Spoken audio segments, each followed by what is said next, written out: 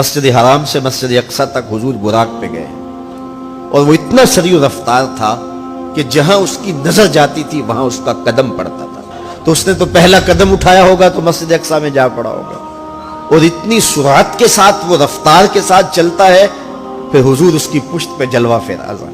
یہ 1000 کلومیٹر فی گھنٹے کی رفتار سے جہاز چلے تو کسی میں ہے ہمت کہ اس کی ننگی پشت پہ بیٹھ جائے؟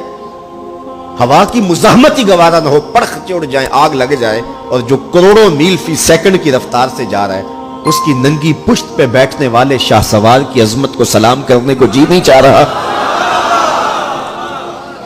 اچھا، پھر اتنی سرعت کے ساتھ جائیں تو راستے میں کوئی دکھائی بھی دے تو سجھائی نہیں دیتا، اچھی طرح پہچان نہیں پاتا بندہ. یار تم گزرے تھے، کہا میں تیزی میں تھا. تو تیزی میں جو چیز نظر آئے تو اس کو پوری طرح پہچانا نہیں جاتا.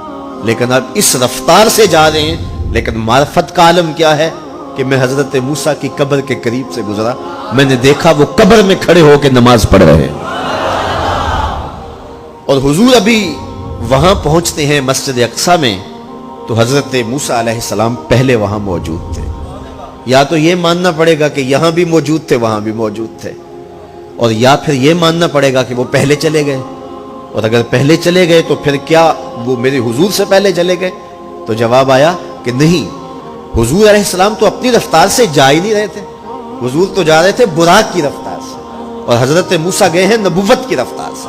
براق بہت سریع ہوگا لیکن نبوت سے سریع نہیں ہو سکتا، اس لیے حضرت موسیٰ پہلے پہنچ گئے. یہ ایک مرحلہ مکمل ہوا.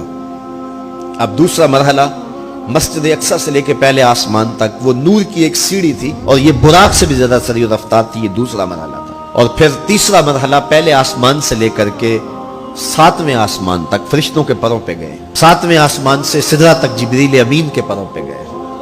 یہ چوتھا مرحلہ تھا، اور ہر مرحلہ پہلے مرحلے سے سریع تھا. اور پھر سدرہ پہ جا کے جبریل نے بھی کہا کہ آگے میں نہیں جا سکتا. لو دنوت خطوۃ لاحترقت، اگر میں آگے بڑھوں تو جل کے راکھ ہوتا ہوں. تو حضور علیہ السلام کے لیے ایک سبز نوری تخت لایا گیا جسے رف رف کہتے تھے. اس پہ حضور تشریف فرما ہوئے. پھر وہ کس صورت سے گیا؟ ان 4 مراحل سے زیادہ سریع رفتار تھا. رف رف کی منتہائی پرواز جب ہوئی تو میں اعلی حضرت کی روح سے فیض لے کے کہتا ہوں کہ رف رف کے بھی بس بس ہو گئے.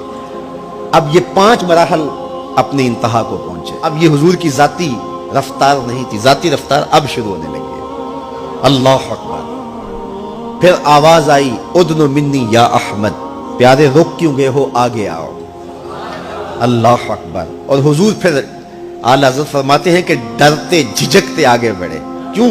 جلال و ہیبت کا سامنا تھا، جمال و رحمت ابھارتے تھے. عبد تھے نا، معبود کے حضور حاضر ہو رہے تھے، تو جلال و ہیبت کا سامنا تھا، جمال و رحمت ابھارتے تھے. آواز آئی، محبوب آگے بڑھیے. حضور نے ایک قدم اٹھایا.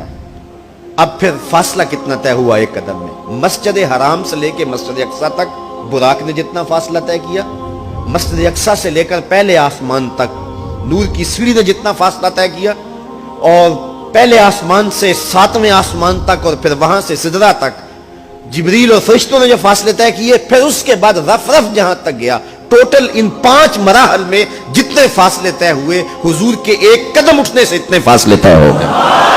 اب یہ رفتار تھی میرے حضور کی. پھر ہر قدم میں اتنا فاصلہ طے ہوتا جتنا پیچھے ٹوٹل قدموں سمیت فاصلہ طے ہو چکا ہوتا. اب کوئی حساب کر کے تو دکھائے. اللہ اکبر. اور پھر آواز آتی گئی، بڑھ اے محمد، قریب ہو احمد، قریب آ سرور ممجد. نثار جاؤں وہ کیا ندا تھی، وہ کیا سما تھا، وہ کیا مزے تھے. 70,000 مرتبہ آواز آئی، اور حضور کے قدم اٹھتے گئے. پھر کہاں تک پہنچے؟ کوئی حد ہے ان کے عروج کی، بالا غل اولابے. اور اس کو میرے رب نے سفر نہیں کہا یہ ابھی میرے نبی کی سیر ہے. کیا سمجھو گے میرے رسول کو؟ اس کی سیر اتنی سریع ہے کہ تمہاری عقلیں تھک گئی ہیں، اور اگر وہ سفر کرنے پہ آئے تو پھر عالم کیا ہوگا.